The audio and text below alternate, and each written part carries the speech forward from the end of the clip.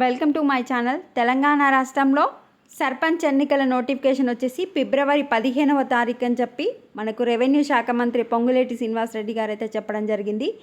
ఈ స్థానిక సంస్థల ఎన్నిక నోటిఫికేషన్ గురించి చెప్తూ మనకు ఇందిరమ్మ ఇండ్ల అప్డేట్ కూడా ఇవ్వడం జరిగింది. పూర్తి వివరాలు తెలుసుకుందాం. ప్లీజ్ అండి, వీడియో చూసిన వాళ్ళు వీడియోని లైక్ చేయండి. నాది కొత్త ఛానల్, చాలా తక్కువ మంది సబ్స్క్రైబర్లు ఉన్నారు. సబ్స్క్రైబ్ చేసుకొని వీడియోని లైక్ చేస్తున్నారని ఆశిస్తున్నాం. 2 వారాల్లోపు స్థానిక సంస్థల షెడ్యూల్ మంత్రి పొంగులేటి శ్రీనివాసరెడ్డి.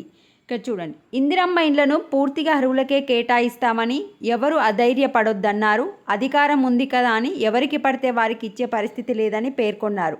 నిరుపేదలకు న్యాయం చేయడం కోసమే తమ ప్రభుత్వం అహర్నిశలు కృషి చేస్తుందని చెప్పారు.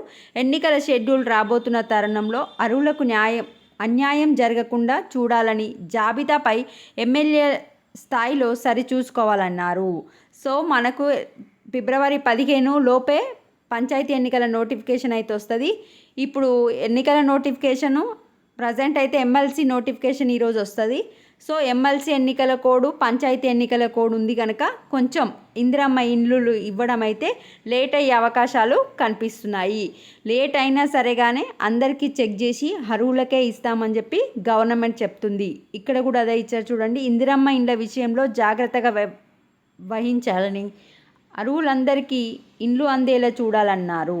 ఇది అప్డేట్. సో తెలంగాణలో సర్పంచ్ ఎలక్షన్స్ ఫిబ్రవరి 15th నోటిఫికేషన్ వస్తుంది. February last week or March first వీక్లో మనకు ఎలక్షన్స్ అయితే కంప్లీట్ అయిపోతాయి. ఇప్పుడు ఈరోజు ఎమ్మెల్సీ ఎలక్షన్ నోటిఫికేషన్ వస్తుంది. ఎమ్మెల్సీ ఎలక్షన్స్ వచ్చేసి ఫిబ్రవరి 27th మార్చ్ 8th వరకు ఎన్నికల కోడ్ ఉంది. దాదాపుగా సర్పంచ్ ఎలక్షన్స్, ఎమ్మెల్సీ ఎలక్షన్స్, మొత్తం ఎలక్షన్స్ మార్చ్ 10th వరకు కంప్లీట్ అయిపోతాయి.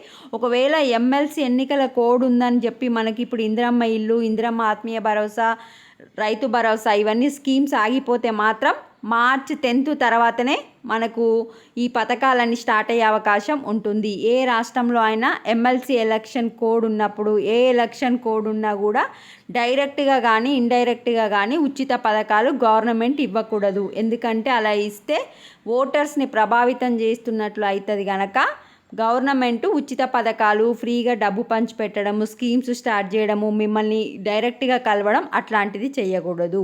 ఒకవేళ ఎమ్మెల్సీ కోడ్ వస్తే మాత్రం మార్చ్ 10th తర్వాత మీకు అన్ని పథకాలు స్టార్ట్ అయితే, లేదు అంటే ఒకదాని తర్వాత ఒకరికి ఇప్పుడే ఇవ్వడం జరుగుతుంది. ఇది అప్డేట్. వీడియోని లైక్ చేయండి. Thanks for watching.